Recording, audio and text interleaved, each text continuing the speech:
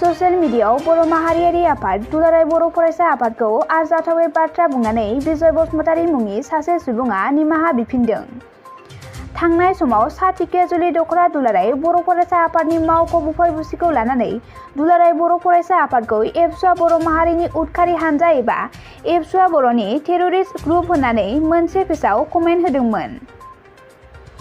बे कमेन्टखौ लानानै दिनै राङापारा दख'रा दुलाराय बर' फरायसा आफादनि मावख'आव लाबोना मा जाहोनाव बिब्दि बुंखो सोंथि सोंनायाव बिथाङा गोरोन्थिखौ हमदां हाना खौरांगिरिनि सिगाङाव एबसु आरो बर' रायजो राजाफोरनाव निमाहा बियो आरो इयुननि समाव बेफोरबायदि बाथ्रा लिरनायनिफ्राय गोजानाव थागोन होनना फोरमायो।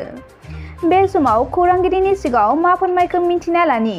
बिजय बसुमतारी, गामि नावलगुरि, राङापारा, डिस्ट्रिक्ट सनितपुर।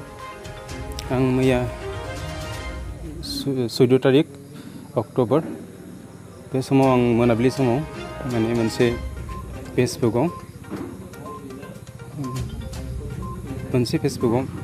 माने बाथासजों नुनायखाय आं माबा मोनसे साननानै माने गोसोआव दुखु मोननानै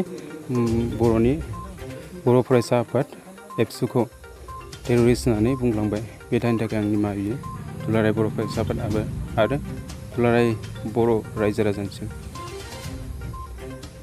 इयुनाव आं बेबायदि खालामला, बेनो फार्स्ट आरो बेनो लास्ट।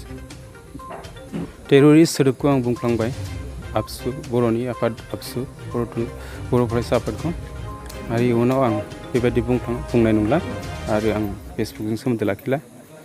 दुलाराय बर' रायजो राजानिसिम आरो